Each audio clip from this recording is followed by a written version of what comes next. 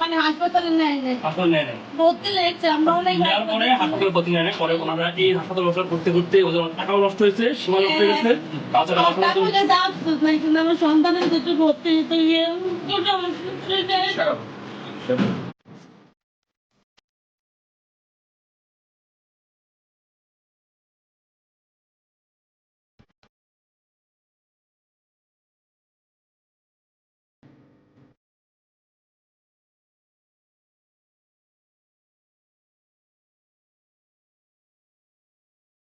আচ্ছা, আপনাদের এই একটা নিউজ হয়েছিল, হ্যাঁ? আপু মনে নিউজটা করছিল।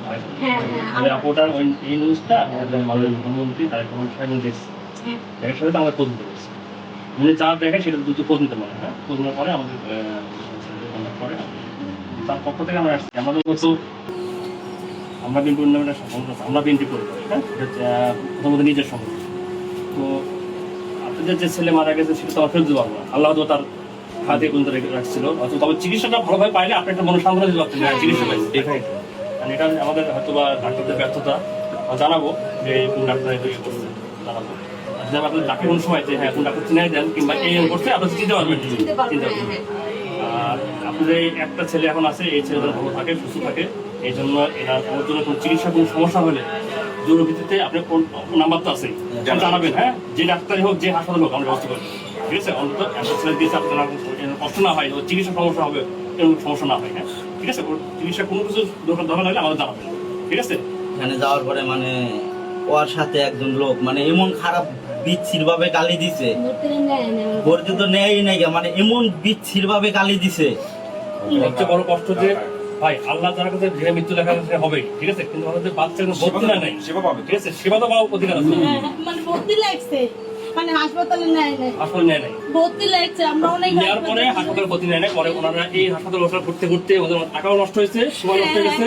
বাচ্চারা টাকা পয়সা আফসোস নাই, কিন্তু আমার সন্তানের যেটা ভর্তি হতে গিয়ে দুটো হাসপাতালে নেয় নাই। আমরা আজিপুর বাজারে গেছিলাম, ওখানে সব রেডিও করছে। একটা লোক আছে, এখনো বর্তমান আছে ওই লোকটা। ওই লোকটা বলছে ভাই একটু নেন, হয়তো ভর্তি লাগছে। ভাই না না, বাচ্চা ক্রিটিক্যাল অবস্থা, বাচ্চাকে ধরবো না। আমাকে ভাই আপনি দুটো পায়ে পড়ি, নেন ভাই নেন। ভাই না না, নেওয়া যাবে না। একটা হিন্দু মহিলা, ওই মহিলা এখন আছে ওই হাসপাতালে। আমাকে ম্যাডাম হয়তো ভর্তি লাগছে, নিচতলা থেকে নেন। আর ভর্তি লাগলে কি আমাকে এখানে কোনো আইসিউ নাই, কিন্তু এখন আইসিউ আছে। রাস্তাও মনে ফুরায় না, বিপদের রাস্তা। আমার বাচ্চা যে কেমন করছে আমি ভাবি নাই। শ্বাস করতে পারে না, এই খাঁচাগুলো মনে ভাঙে যায়, শ্বাস করতে পারে না। তারপরে এসে আমার বোনটাকে খিলগাঁও ওখানে নিয়ে চলা হয়, আমরা কথা বলছি। আমাদের প্রধানমন্ত্রী খুবই মানবিক এবং সহজ সরল মানুষ, হ্যাঁ? ঠিক আছে? উনি কিন্তু অসহায় মানুষের দেখলেই উনি চেষ্টা করে সাহায্য করে, ঠিক আছে? তো আর আমাদের টিমটা পাঠায় দেয়। তো আমরা তার পক্ষ থেকে আপনার ছেলের জন্য ভালো এবং আপনি কোন সমস্যা আমাদের জানাবেন, পাশাপাশি ওর চিকিৎসার জন্য চলে চিকিৎসার জন্য আমরা দিলাম। যারা খাতে যায় কিন্তু চিকিৎসা লাগে তাদের